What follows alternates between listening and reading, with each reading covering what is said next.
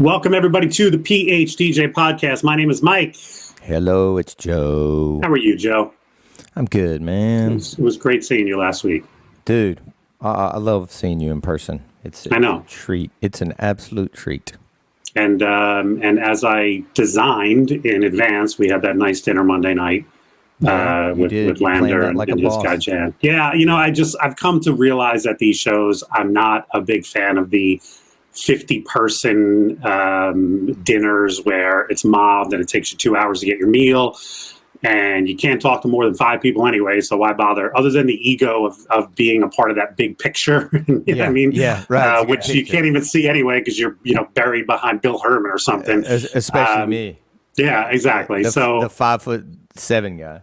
I've learned through the years. I say no to the big dinners, and I try to find a nice. It's almost like the golf philosophy. Like what's your dream foursome? Like I want to go to dinner in small groups. Like I had never met that guy Jan, Dave's friend, so we got to know him, got to chat about you and Dave, and it was just I had meals on Monday, Tuesday, Wednesday that way, and yeah. Thank you. Thanks for setting that up, man. That was fun. Yeah. It was a nice place too. It was a nice place. Yeah, we strolled down to what's it called now? The Ocean, which was the Revel for a minute. Yeah, 1 minute before 1 minute. Yeah. So we're just going to recap DJ Expo last week. So we should just start with the tip of the cap. I mean, I should anyway. I don't want to speak for you, but I thought DJ Times did a great job. I think it was great of them to even host a show, knowing that attendance was going to be down. There's going to be people in our industry who just can't afford it.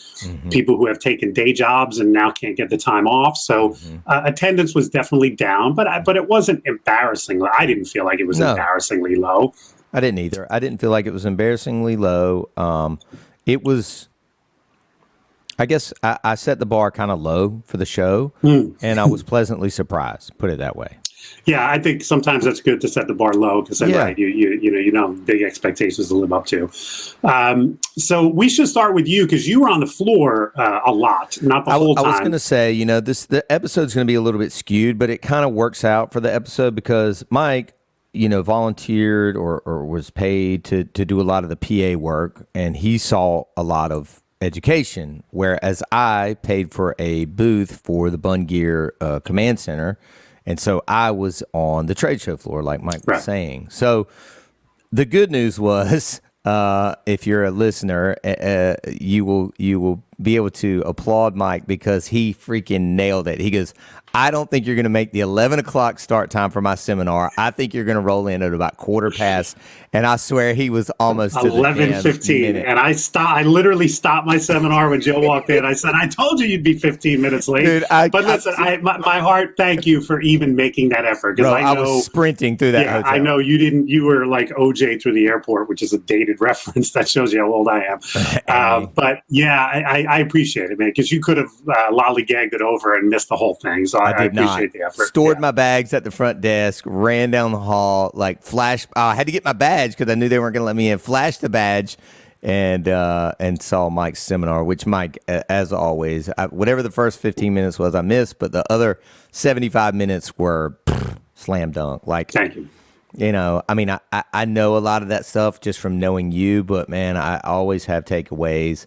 I felt like everybody in there, it was like one of those seminars where I was craning my neck to see over the people holding up their phones to take pictures of the slides. Pictures. I'm telling you, as a speaker, that's the biggest difference in the last decade. 10 years ago, I knew I made a great point when everybody's head lowered and people started taking notes. Now, sometimes you have to hold the screen long enough because people are still trying to take. And I had a joke about that. I said at one point, I think you were in the room for this. I said I was going to give away one of my doors open. Oh, yeah, that was awesome. And I go, all you have to do is go to this link. And I literally kept the link up for less than a second. Oh, it wasn't even, it goes, pop, it said Dropbox dot, and I was like, that's all I saw. And Mike was like, you got that, right? And that joke went over in Chicago, and that joke went over in Atlantic City. I was proud of that. I was proud of that. You can't give away music. What's wrong with you people? You can't do that. Yeah.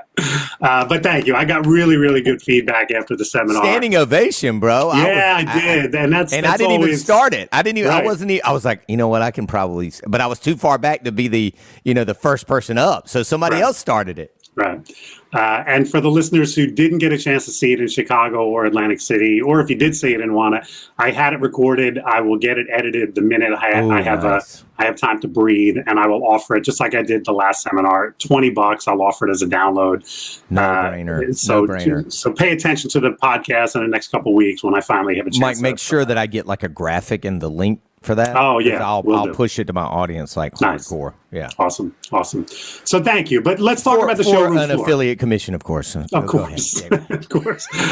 You were on the showroom floor a lot on Tuesday, Wednesday, Thursday. I only walked through one quick time just to say hello to people like yourself who I knew had booths, and I wasn't really there to buy anything specifically, but it's still it was down a little bit from previous years, but it's still an impressive expo floor compared to others in our industry. So you tell me, as somebody who was at that booth, what was the traffic like? What was the vibe like? How'd you do sales wise? Man, it was, and I'm more of a, I'd rather learn than walk the trade show floor, at these things. But what I found, Mike, was the traffic was solid. I was not there, to be fair. The last day is 11 to 3 instead of 12 to 6, but I was there pretty much 12 to 6 for 2 days straight. Traffic was good. Energy of the people was good. A lot of people wanted to stop by and see the booth. Nobody's ever seen the booth in person unless you own one or your friend owns one. Put it that way. It's never been at a show. Even when we did Mobile Beat one year, that was the old version that was fiberglass. So nobody's ever seen this booth.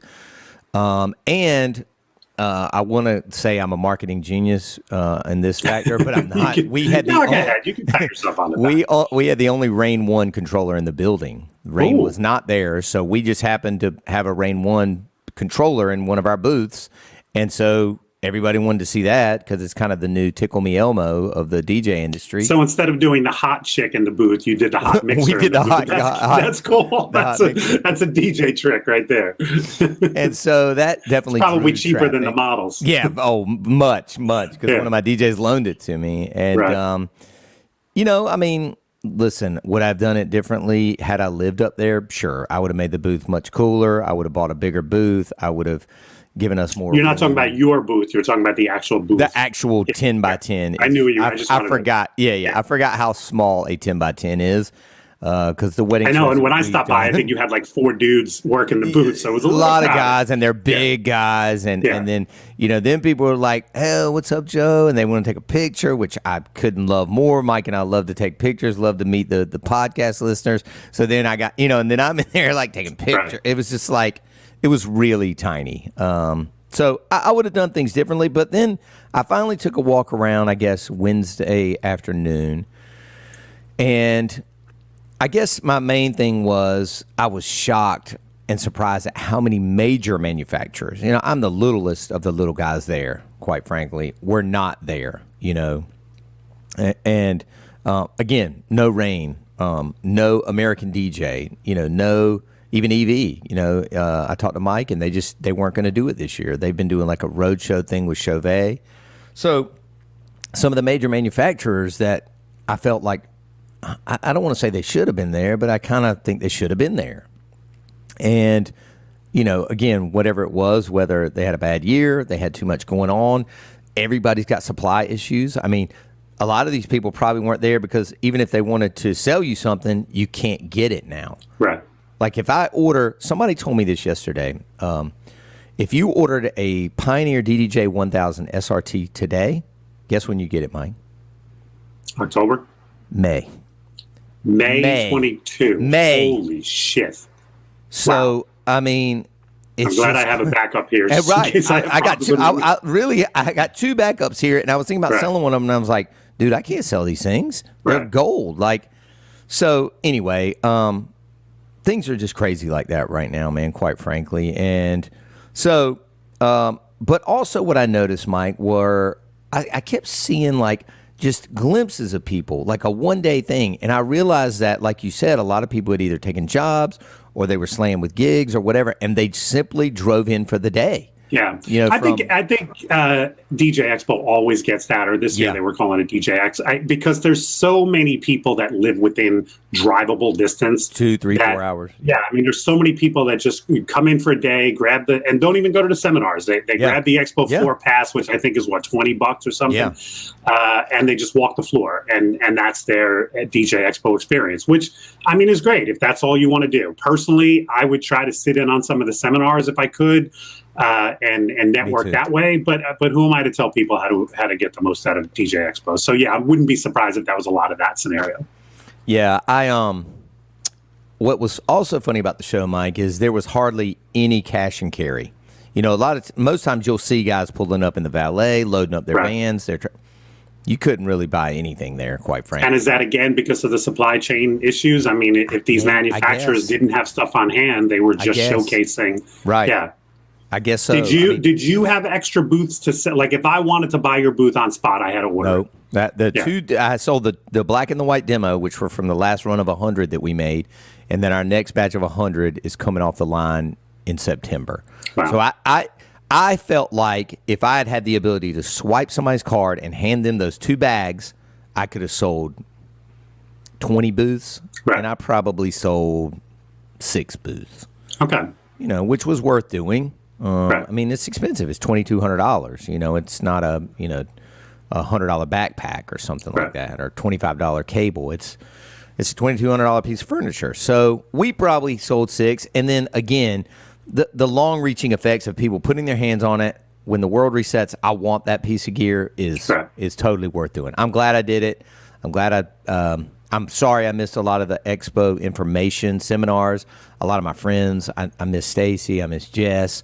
I happened to see you and Todd, by the way. We should touch on that as well. Y'all crushed that. We'll touch on that in a second. But that's my recap of the floor. I mean, what did you think of the floor when you did your brief? Yeah, I mean, like I said, I did a quick. I mean, probably less than 45 minutes. Just walking around, said hello to the DJ event planner people. Said hello to you. Yeah. Said hello to a few of the other vendors that I just know. I've gotten to know through the years. But I mean, I wasn't really looking for any specific product, so it's not like I was there to test out a controller or look at a lighting system.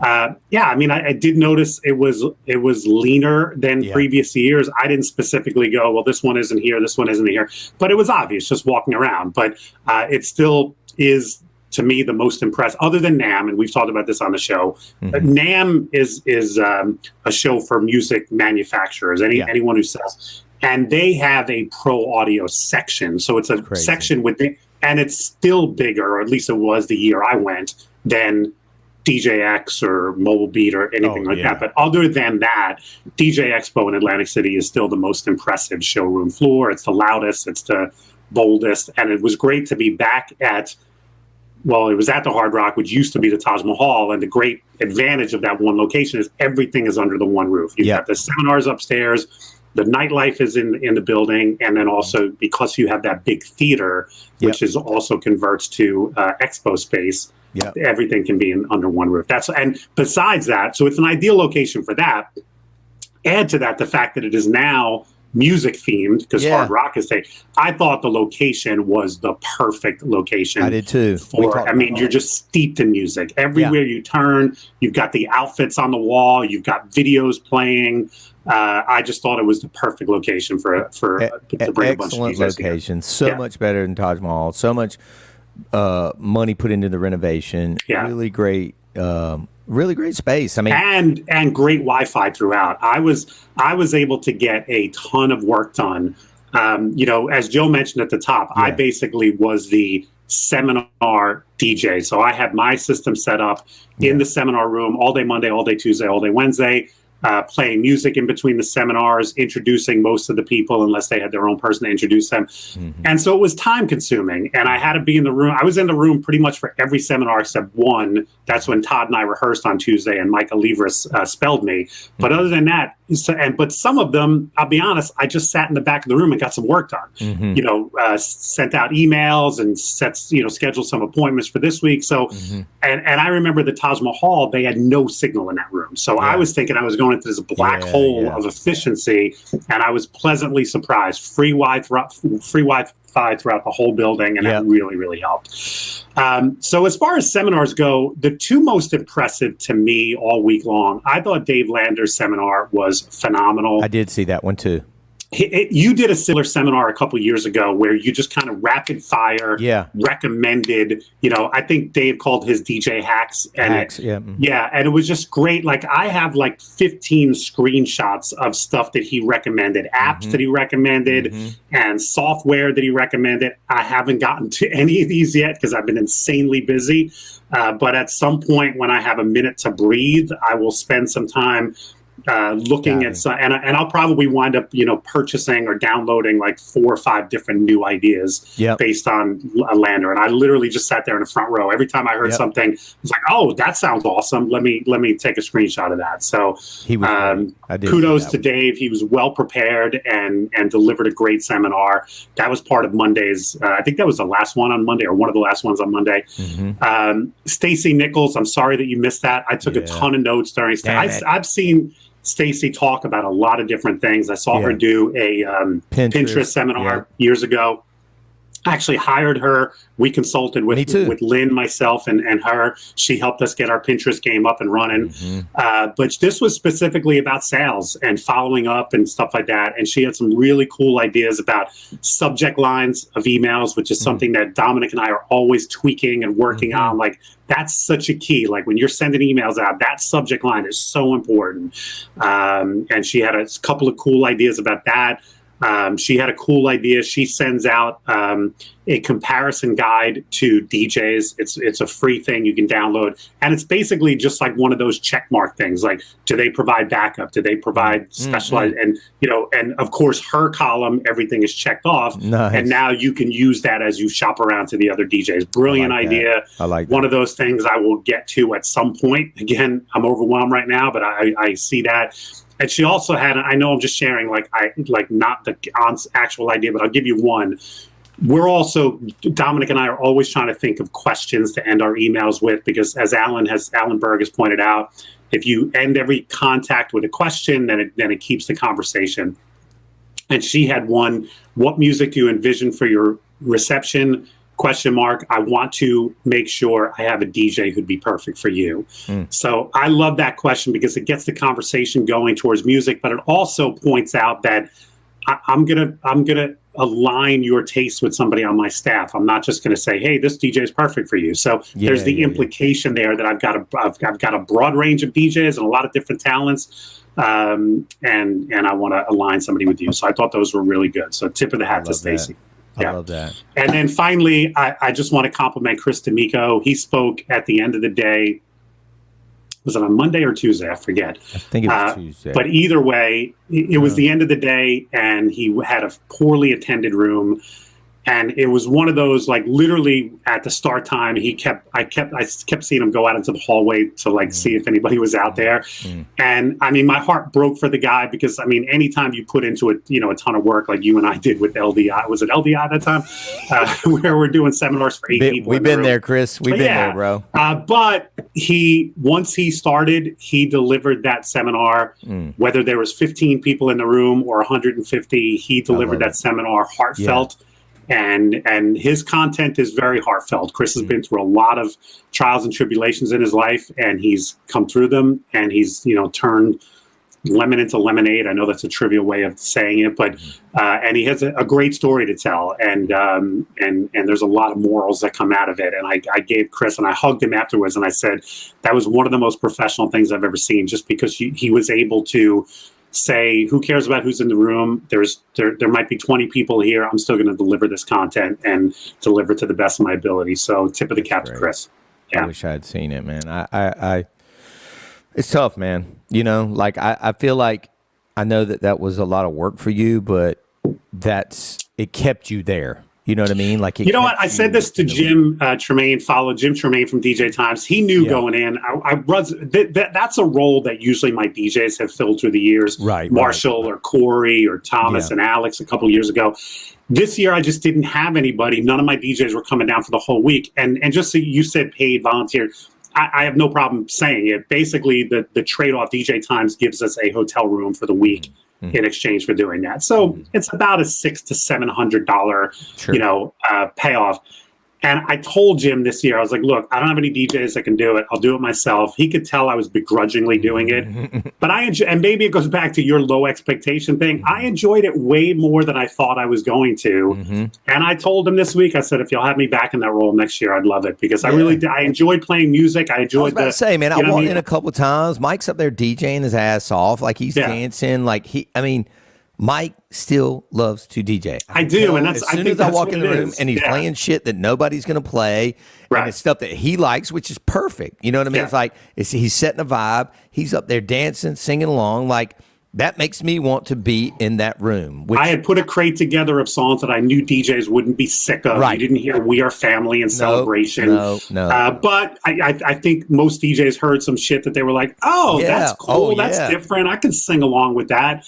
The last seminar of the week, I said, do you want any intro song? And he said, no, just something about school. Because it was like, that was the 101 one. Yeah. So the first thing that popped into my mind was Another Brick in the Wall, We Don't Need No Education by Pink Floyd. So I played that right at the top of the hour, just as we were. And I just said, you know what? I was totally spontaneous. I got the whole room singing along to the We Don't Need No. And then I introduced the guy. So, and that wasn't something I planned. I just did it in the moment. But yeah, I really had fun. And like I said, I think a big part of it was the good Wi-Fi. So it wasn't like I was trapped during the seminars. I was able to answer emails. And, anyway, Jim said he'd love to have me back. So I think I'll be back in that role next year. So, hey, we haven't touched on this, Mike, before we wrap this episode. Do you want to touch on the nightlife? Because I was going to say that's always the third component. Monday night, I felt bad for Jake and Mike. That room was too small and too loud. And I'll be honest, I lasted 10 minutes. I walked in. That was the night we had gone to dinner. So we strolled over and we walked in and my ears literally started bleeding. And I just said, so Dave and I actually went to a bar and hung out for a little bit. And then I said, I ghosted. I never say goodbye. I think. Yeah, me neither. I just ghosted. No, I'm the king of that. But then I was walking to my room and the bar that was right by the main entrance, like when you walk in. A couple of my guys were at that, Chris Monaco and Dave Nace and Tom and Matt. So I wound up having a couple drinks with them and shooting the shit. And that was, again, going back to what a perfect location it was for the Expo. Yeah. That bar band, and again, on a Monday night was pretty damn good, And they had that cover band playing, right? They were pretty much a cover band. Now, unlike what I just said about my music, we did hear a lot of gig songs. Right. We heard Shout and we heard some other stuff, but it was still, they were pretty damn good range. Yeah. And I think I wound up there on Tuesday night as well, just hanging out at that bar with a couple people. And then Wednesday night, I did spend a good amount of time in the room on Wednesday. That was in the Dare nightclub, so that wasn't back in that tiny room. I thought that was really good. I got to see some of the acts. Cliff Messina, I told him this afterwards. Cliff is one of the, in my opinion, most talented MCs as far as dancing and getting people involved. Yeah, I just think he's insanely talented. And I saw a few people that night. I saw Pascal. Yep. Who, by the way, spent he was not coming, and then just finally he was so FOMO that he dropped like $2,000 to get out of Canada and come to that expo. He's always there, and he made. I don't understand. He got turned away at the border driving when he was able to fly in. That seems crazy. Like a flaw in the system to me, but whichever. I was glad he was able to make it. I'm not criticizing it. Right. I'm glad this guy I love was that there. dude. I love that dude. And of course, Big Daddy and Jordan Marshall closing the show. Just insane. Jordan Marshall, and then I got to watch Scribble for a little while. I took some amazing pictures. Scribble and I were actually chatting before he went on, and I was thrilled that he recognized me, and we were chatting out back, and he's had a challenging year as well. So there's 2020. I mean, am I mistaken, or does Scribble have a beard now? Yeah, he's kind of grown in, and he had some glasses on. Like I was like, is that Scribble?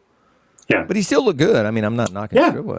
And I thought he kind of smashed it. Like at least the first 40 minutes. I was there for a little bit. I was actually talking to Janai, so I was paying attention, but also focused on conversation. But I mean, he's always amazing. Yeah, he started out just like setting a beat with a drum machine, which was pretty amazing, and then he went into some stuff. And I enjoyed the set. I don't know if he records that kind of stuff and puts it out, but I liked it a lot. Well, all in all, man, I had a great time. Again, I love seeing you. I don't want to call them fans, but I love seeing the people that follow us and that follow me. The Vault Call it whatever people. you will. It is so gratifying to hear people say that they still enjoy the podcast and they listen every week. Or we also get some people who just found it and they tell us, "Hey, I've been binging and I'm up to 158 or whatever." Yeah. Like, you got another 150, it's kind of cool. Yeah, it's kind of cool. Yeah, it's great, man. I'm so happy they pulled it off. You'll be at Wedding MBA. I won't be. We've got the DJ Collective, which is my thing in November. And then just planting the seed for everybody out there. I think, Mike, and I hope you're going to be there, that this mobile experience or you're not going to be there. No, I wasn't asked to speak at it. And it's hard for me to go to a show that I'm not speaking at. And plus, Kelly and I are on vacation the week before. Is that? Oh. Yeah, we come back February 17th. Right. And I think it's the week after that. So logistically, it wouldn't make sense. I know. It's going to be big. Unless the world goes shit. Never mind. But it's going to be like those guys. I've spoken to those guys at length, and that's cool. They're going to be killing it. So anyway, you got some opportunities to get out there again, guys. Wedding MBA, and then mobile experience. I think a little teaser for Wedding MBA. I'm doing 2 seminars out there. One on the Monday just for DJs about emceeing, and then one to the general population about sales, which is stretching my forte. I actually started working on the sales one this week, and I'm enjoying putting it together. Hopefully, that's got some good content. Yeah, if you guys can get out there, you will. It's a great show to attend. Yeah, Wedding MBA is great. Yeah, had a beautiful time of year to be in Vegas. That's a good point, too. So let's do a quick teaser for next week, Joe. Okay. We are talking our favorite topic. Music. Not only music, but new music specifically. New music. Joe and I are going to talk about new music that we're playing at our gigs, and we'll also probably talk about some of our personal faves of the summer of 2021. So tune in next week. Teaser. Thanks, guys. See you soon. Ciao.